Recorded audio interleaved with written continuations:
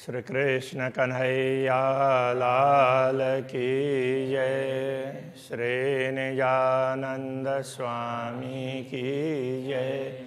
श्री प्राणनाथ प्यारे की जय।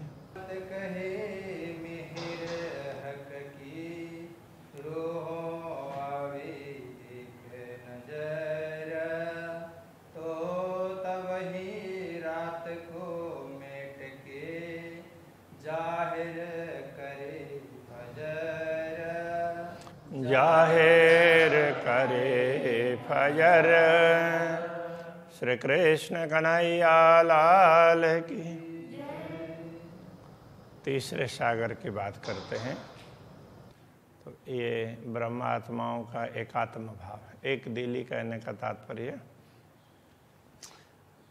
एक भाव सब में एक के जब इतना ऐक्य होता है तो उसमें एक के मन में कुछ बात आती है तो दूसरे को भी वही ख्याल होता है, वैसी बात होगी। एक खुश है तो दूसरों को भी उसकी खुशी होती है, मिलती है। तो इस प्रकार से ये एक दिली है, एकात्म भाव। तो उस बात को यहाँ समझा रहे हैं, इसको ही तीसरा सागर कहा। तो एकात्म भाव कैसा है और क्यों होता है, दोनों बातें यहाँ पर समझाइए। अब कहूँ सागर तीसरा मूल मेला विराजत। अब तीसरे सागर की बात करते हैं जो ब्रह्म आत्माएं मूल मेलाओं में विराजमान हैं। रूह की आँखों देखिए तो पाइए इन्हों सिफत। आत्मदृष्टि से देखेंगे तो इनका महत्व, एक दिली का महत्व समझ में आएगा, अथवा इन ब्रह्मात्माओं की महिमा समझ में आएगी। अरश की अरवाह जेती, जितनी भी आत्माएं धाम की हैं, जुदी होए न सके एक खिन। एक क्षण भी वो अलग अलग नहीं होंगे, क्योंकि सब में एकात्म भाव है। ए माएँ क्यों होए जुदियाँ, असल रूहें एक तन। तो ये जब मूल रूप से तो ये एक ही है, असल में एक ही तन है, श्यामा जी के अंग है, तो वो अलग अलग कैसे हो सकते हैं। वो नश्वर जगत में इन सबन की एक अकल, एक दिल, एक चित्त है। उनकी बुद्धि भी एक है और चित्त भी एक है। एक इश्क इनों का, स्नेह कायम हित। प्रेम भी इनका एक ही है और स्नेह भी एक ही है। प्रेम स्नेह एक ही चीज़ है, तो वो अखंड है, कभी भी इधर उधर होने वाला ही नहीं है। इनो दिल सागर तीसरा, एक सागर सब दिल। इनके दिल का सागर है, वो सबका एक ही है। तो इसलिए इनके दिल को ये तीसरा सागर कहा है कि वो सबके दिल का एक सागर है, सारा सबका मिल करके ऐसा होता है। देखो इनो दिल बैठ के किन विध बैठिया मिला। इनके दिल में बैठ करके तो देखो, इनके दिल पर, इनके दिल को समझ करके तो देखो ये कैसे एक होकर के बैठी हुई है। तो ये बताना चाह रहे हैं। हास विलास सुख एक है, परम धाम के हास विलास वो सारे एक ही सुख है, एक सब एक जैसे ही हैं। एक भांत एक चाल, सबके आनंद एक होता है तो दूसरों को भी होता है। इसी प्रकार से तो सबकी चाल भी एक ही प्रकार की है। तो इन वाहिदत की क्यों कहूँ, कहो लफैल जो हाल है। तो जब उनका सहारा सब कुछ एक ही है, एक ही का तात्पर्य सब में प्रेम है। कोई ऐसा कोई दूसरा विचारता हो, कोई तीसरा विचारता हो, इस प्रकार से नहीं है। तो फिर अलग अलग लीलाएं कैसे करेंगे। तो वो तो फिर जैसे जिन जिन को वो तो वैरायटी दिखाएंगे ना, तो उसके हिसाब से राज्य बोलेंगे कि कोई ये कर लें, दूसरा कर लें। तो उस हिसाब से सबको ड्यूटी दी हुई होती है, तो उस हिसाब से वो काम करते हैं। तो इस जब इनका सारा एक ही है तो इनके इन अद्वैत ब्रह्मात्माओं का मन वचन कर्म, तो इनके विषय में हम क्या वर्णन कर सकते हैं। तो कया वाहिदत, इनको इसीलिए इनको वाहिद अद्वैत कहा है। अर्श अरवाहक जात, परमधाम की आत्माएं हैं, पूर्ण ब्रह्म परमात्मा की ही अंग स्वरूपा है। ज्यों ज्योतें ज्योत उद्योत भई, त्यों सूरत की सूरत सिफात। जैसे एक ज्योति से दूसरी ज्योति प्रकाशित होती है, तो ज्योति से ज्योति उसमें होगी ना, तो इस प्रकार से तो ये ब्रह्मात्माओं की विस्तृति है कि वो सूरत की सूरत है। अक्षराते धामधन्य की अंगना श्यामा जी की अंगनाएं ब्रह्मात्माएं इस प्रकार से है। तो ऐसे इनकी महिमा है। इन एक दिली रूहन की एक क्यों कर कही जाए, इन ब्रह्मात्माओं की एक दिली की बात कैसे कही जा सकती है। एक रूह कहे गुज हक का, दूजी अंग उमंगन समाए। एक ब्रह्मात्मा उसको राज्य का अनुभव होता है, अथवा वो कुछ में वन में खेलते हुए भी उसको लगता है राज्य मेरे साथ में खेल रहे हैं, तो वो दूसरे सखी के साथ बात करते हुए तो इस प्रकार बात करते हैं, तो दूसरे को भी लगता है वो मेरे साथ में भी ऐसा ही हो रहा है। तो ये एकात्म भाव है। एक रूह कहे गुझा का, दूजी अंग उमंगन समाए। दूसरे को वो आनंद इतना आता है वो समाता ही नहीं है। वह सुख कहवे अपना, जो किया है हक से वो अपना सुख की बात कर रही है। दिल दूजी के यूँ आवत, सब सुख लिया मैं। दूसरे को लगता है जो इसको मिल रहा है वो मुझे भी मिल रहा है, ये मैंने ही प्राप्त किया है सुख, ऐसा लगता है। तो प्रेम हो तो ये होता है, एक ही बात के वास्ते सुख दूजी को उपजा। यूँ एक ही बात के लिए, एक ही बात में, एक ही प्रसंग पर दूसरे को भी वैसा ही सुख प्राप्त होता है। यूँ सबन की एक दिली जुदा वर्णन होवे क्यों। इस प्रकार सबकी एक दिली है तो उनको अलग अलग तो कैसे वर्णन करें।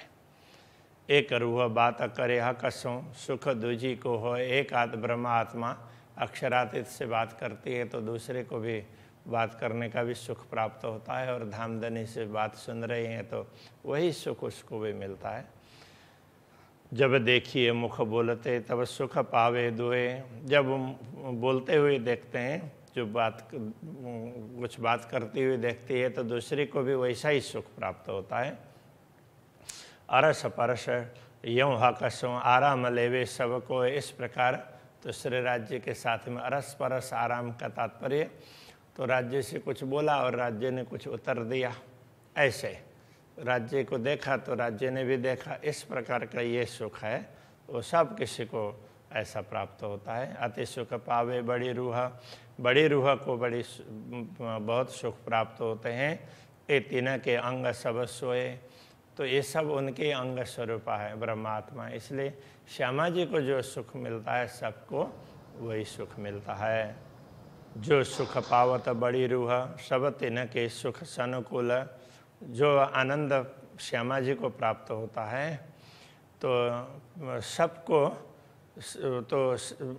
वही प्रसन्नता प्राप्त होती है। ज्यों जल मूल में सींचिए पहुँचे पात फल फूल। जिस प्रकार मूल में सींचते हैं, यदि वृक्ष के मूल में सींचा तो वो जल सब जगह पहुंचता है ना, तो ऐसे श्यामा जी को सुख प्राप्त होता है तो सबको सुख प्राप्त होता है। ज्यों सुख जेता हक का, पहुँचता है बड़ी रूह को। जो सुख श्यामा जी को प्राप्त होता है, बड़ी रूह का सुख रूह न आवता है सबमो। तो श्यामा जी को जो सुख प्राप्त होता है वही सब ब्रह्मात्माओं को भी प्राप्त होता है। श्यामा जी राज्य के साथ बैठी है तो सब ब्रह्मात्माओं को भी ऐसा लगता है कि हमारे साथ में ही राज्य बैठे हुए हैं। तो ये एक दिली की विशेषता है। तो इसलिए इसका ये कितना बताएं, इसलिए ये सागर है ऐसा कह दिया। या भूषण या वस्त्र, श्रृंगार के वक्त, श्रृंगार के समय में वस्त्र या आभूषण जो भी हो, एक पहने सुख दूजी को। यूँ सबों सुख होता अतंत। एक पहनती है तो दूसरे को भी वही सुख प्राप्त होता है। उसको पहन करके जो आनंद आ रहा है तो वो दूसरे को भी आ जाता है। तो इस प्रकार से अतंत मतलब अत्यंत सुख प्राप्त होता है दूसरे को भी। या जो बखत आरोगन, या कोई अरस लज्जत, जो भी हो भोजन के समय में पिरोस रही है तो पिरोसने वाले को भोजन करने वाले का जैसा भी आनंद प्राप्त होता है, और फिर भोजन करने वाले को पिरोसने का वालों का भी जैसा सोचा वही आनंद उनको प्राप्त होता है। सो एक रूह से दूसरी सुख देख कहे पावत, एक से दूसरी वो कहते ही उसको भी सुख प्राप्त होता है। ये सुख बातें अर सखी अलेख अखंड, परमधाम की ये बातें हैं, अलेख हैं, असंख्य है, अखंड है। क्यों वर्णों में इन जुआ, बैठ बीच इन इंड, इस नश्वर संसार में रह करके परमधाम की बातें कैसे बताएं। मैं नेक कही इन विद की सो अरस में विद बेशुमार, मैंने तो थोड़ी सी बात कही है, परमधाम में तो बहुत हैं, इसका कोई पारावारी नहीं है इस प्रकार के बातों का, घटनाओं का। इन मुखबानी क्यों कहूँ जाको वार न पार, तो इस मुँह से और इस जिह्वा से जिसका पारावारी नहीं होता है उसका क्या वर्णन करूं। तो कया रसूल ने अरस में वाहिदत, तो रसूल ने इसीलिए उसने भी यही कहा कि उन्होंने भी परमधाम में अद्वैत है, परमधाम अद्वैत है, ऐसा करके कहा। सो कया इन मायनो ए रूहें एक दिल एक चित्त, उसका कहने का तात्पर्य यही है, अद्वैत भूमिका है कहने का तात्पर्य। तो ब्रह्मात्मा सब एक चित्त है, एक दिल है, एक चित्त है। एक रूह सुख लेता है सुख पावत 12,000, एक ब्रह्मात्मा को सुख मिलता है तो 12,000 को सुख मिलता है। तो कही जो चीज़ें अरस की सो चीज़ें चीज़ अपार, तो परमधाम की बातों की तो क्या कहें, तो उनका कोई पारावारी नहीं है। सुख हो या दूसरी सामग्री हो तो उसका कोई पारावारी नहीं है। जो कोई चीज़ें अरस में बाग जीनी जानवर, ताको सुख बल इसका सो पार न आवे क्यों कर। तो परमधाम में बाग बगीचा हो, भूमि हो, पशु पक्षी हो, तो उनमें जो शक्ति है उसकी बात करेंगे तो उसका भी कोई पारावार नहीं है। या पशु या वृक्ष, कोई पशु हो या वृक्ष वगैरह हो, अपार तीनों की बात, उनकी भी महिमा बताई नहीं जा सकती। तो रूहों के सुख क्यों कहूँ, ये तो है हक की जात, तो ब्रह्मात्माओं के सुख की बात क्या कहेंगे, ये तो अक्षरातीत धामधनी की अंगनाएं हैं। तो एक वृक्ष का भी वर्णन नहीं हो सकता, एक पशु का, पक्षी का, उसका भी वर्णन नहीं हो सकता है। वर्णन करने लग जाते हैं तो पूरी बात तो उनकी भी नहीं बताई जा सकती, ये कहना चाह रहे हैं। जिन किन को संशय उपजे, खेल देख के यूँ, ये खेल देख करके किसी के मन में संदेह हो, ये जो रूहें अरस की तिने का इसका न रहा क्यों। जो परमधाम की आत्माएं ऐसी हैं तो फिर यह दुनिया में खेल देख रही, तो उसमें तो किसी का प्रेम रहा ही नहीं परस्पर। तो ऐसा किसी को मन में आए तो वो भी ना रहे, उसका भी निवारण कर देते हैं। किसी को भी ऐसा संदेह नहीं रहना चाहिए। तो वो कह रहे हैं इश्क रूह दो कायम, प्रेम भी अखंड है और ब्रह्मात्माएं भी अखंड है, और कायम अरस के माए परमधाम में तो हमेशा उसी प्रकार से होता है। क्यों इश्क खोवे आवे क्यों, तो फिर ब्रह्मात्मा थोड़ी देर के लिए प्रेम को क्यों भूल जाती है और फिर पुनः क्यों प्रेम प्राप्त होता है। उता कमी कोई आवत ना है, परमधाम में तो किसी प्रकार की कमी तो है नहीं। तो उसका उदाहरण देते हैं, उता कमी क्यों आवे जो रूहें आवे क्यों इत, तो वहाँ किस चीज़ की कमी है, तो फिर ब्रह्मात्माएं दुनिया में आई। तो किस चीज़ की कमी थी तो उनको दुनिया में आना पड़ा। और इश्क जाए क्यों इनका, फिर इनका प्रेम कैसे चला जाएगा, जिनकी इतनी बड़ी सिफत, जिनकी महिमा ही इतनी बड़ी है। जात हक के कहावे और कहावे माहे बाहे दत्त, एक तो परमधाम की अद्वैत भूमिका की कही जाती है, दूसरी राज्य की अंगना कही जाती है। जो इल्म विचारे हक का ताको इश्क बढ़त, यदि पूर्ण ब्रह्म परमात्मा के प्रेम पर जो भी विचार करता होगा तो उसको तो प्रेम बढ़ना ही होता है, तो घटेगा कैसे। एक कहती हूँ मैं तिन को जो कोई संशय लावे जिन, किसी को ये संशय ना रहे उनके लिए भी मैं ये बता दे रहा हूँ। ए अनहोनी हक़ें करी वास्ते हांसी ऊपर रूहन। ये असंभव बात भी अक्षरातीत धामधनी ने परमात्माओं पर हास्य करने के लिए संभव किया है। ना तो एक कबू नहीं जो हक रूहें देवे सुपन्न, हक रूहें देखे सुपन्न। वैसे तो अखंड धाम की आत्माएं स्वप्न को देखे, ये तो कभी संभव ही नहीं है। एक जरा अर्श का उड़ावे 14 भवन। जब परमधाम का एक कण ही 14 लोक को निरस्त कर सकता है, तो ब्रह्मात्माएं ये नश्वर जगत को देखें, ये तो कैसे संभव हो सकता है। ए हक़ हिकमत करी खेल दिखाया झूठ रूहन। तो ये श्री राज्य की कला है। तो हिकमत का तात्पर्य तो कुशलता, कौशल है। श्री राज्य की ये कौशल उनके कला ही है कि खेल दिखाया झूठ रूहन।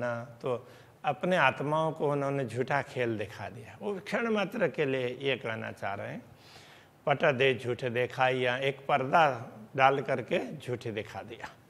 नैनो देखे वकावतन, तो आँखों से तो अखंड धाम को ही देख रही है, और इस बीच में क्षण मात्र के लिए तो वो पर्दा डाल दिया। तो देखते देखते भी तो जैसे आँख की पलक बंद होती है, तो इतनी देर के लिए तो वो देखना बंद हो गया। तो इतने में तो सारी दुनिया सब दिखा दी। आड़ा पट दे झूठ दिखाइया, तो पर्दा डाल करके झूठ दिखा दिया। पट न आड़े हक, धामधनी के सामने तो ये पट व्यवधान रूप नहीं है। सो हक को हक देखत, तो धामधनी तो स्वयं को भी देखते हैं, सब कुछ उनको पता है, किंतु ब्रह्मात्माओं को ही समझाने के लिए तो वो आवरण डाल दिया है। वो क्षण मात्र के लिए है। तो हुई फरामोशी रंचक, इस प्रकार रंचक मतलब जरा सा थोड़ी सी ये फरामोशी हुई है, नींद थोड़ी सी नींद आई, नींद का ऐसा हो गया, बस इतनी ही बात है। जैसे कई बार वो बैठे बैठे ऐसा होता है ना, कुछ सुन रहे हैं तो सुनते सुनते इतना ही हुआ, बस इतनी ही बात है, जबकि भी इतना भी दिखा भी नहीं, इतनी देर में तो ये सारा दिखा दिया। तो ये कहना चाह रहे हैं, इन्हें भी खेल दिखाइया, ना तो रूहें झूठ देखे क्यों कर। तो अखंड धाम की आत्माएं नश्वर जगत को कैसे देख सकती, तो इसलिए इस प्रकार क्षण मात्र में दिखा दिया। अपने तनहा के जान के करी हंसी रूहों ऊपर, अपनी अंगना समझ करके ही धामधनी ने उन पर हंसी की है, क्योंकि उनको और ज़्यादा सुख दिलाना है। इसलिए सो भी सुख किया सुख वास्ते, वो भी सुख ज़्यादा अनुभव करवाने के लिए है। पर अब सुध किन को नहीं, किंतु जितने देर दिखाया इतने में किसी को भी ख्याल नहीं है। खेल देसी सुख बड़े, अब जागे अरस के माहे, जब जागे अरस के माहे, जैसे ही जागृत हो जाएंगे तब ये झूठ, जो कुछ झूठ में देखा स्वप्न में, तो वो भी उनको बड़ा आनंद देने वाला होगा। उस समय उसकी बात कर करके सब थकेंगी नहीं। हादी नूर है हक का, और रोए हादी अंग नूर। श्यामा जी अक्षरातीत की ही अंगना है, और ब्रह्मात्माएं श्यामा जी के अंग के नूर हैं। इन विधा अर्श में बाहे दत्ता, ये सब हक का जहूर। इस प्रकार परम धाम में अद्वैत भाव है। ये सब अक्षरातीत धामधनी का ही अंग कहें और उनका ही प्रकाश कहें, ये सब उनका ही तेज है। महामत कहे ये तीसरा, ये जो रूहों दिल सागर, ब्रह्मात्माओं के दिल का ये अद्वैत भाव है, यही तीसरा सागर है। अब कहूँ चौथा सागर, पट खोल देखो अंतर। अब चौथे सागर की बात करते हैं, तो उसको पट खोल करके देखो, अंतर के पट को खोल करके देखो और उसको भी समझ लो। अब चौथा सागर आगे बताएंगे श्री राज्य के श्रृंगार का। तो बहुत लंबा चलेगा, कई प्रकरण तक चलते रहेंगे। अभी ये तो अभी के इस प्रसंग को यहीं पर रखते हैं। श्री कृष्ण कन्हैया लाल की।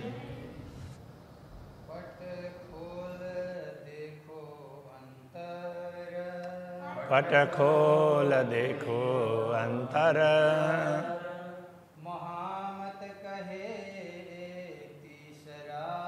महामत कहे तीसरा,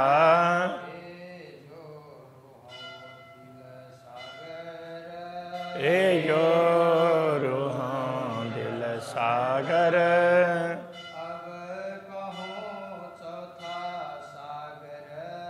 अब कहूँ चौथा सागर,